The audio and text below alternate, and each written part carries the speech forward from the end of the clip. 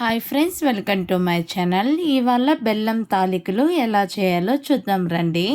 First ఉప్పుడు బియ్యాన్ని 2 hours వరకు వాటర్లో నానబెట్టుకొని గ్రైండర్ పట్టుకోవాలండి, దోసపిండిలాగా.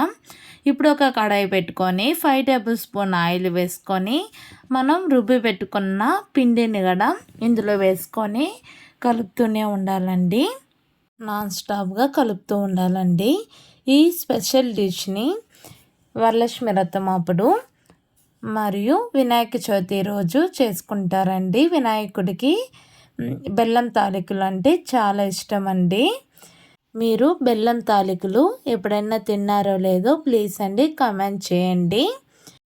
1 టేబుల్ స్పూన్ ఆయిల్ వేసుకొని ఇలాగ కలుపుతూ ఉండాలండి, అప్పుడే ఈజీగా ఉంటుంది.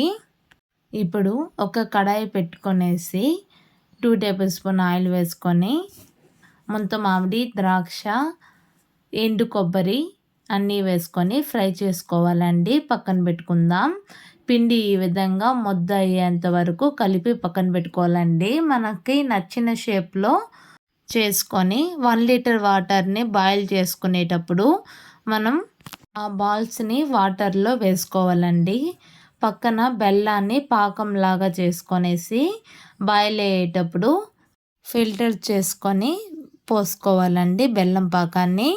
అందులోనే పచ్చి కొబ్బరి గడ వేసుకొనేసి ఒక 5 మినిట్స్ వరకు బాయిల్ చేసుకోవాలండి.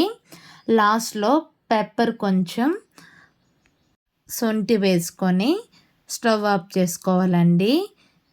ఫుల్ వీడియో కావాలంటే కింద ప్లే బటన్ని క్లిక్ చేయండి. Thank you.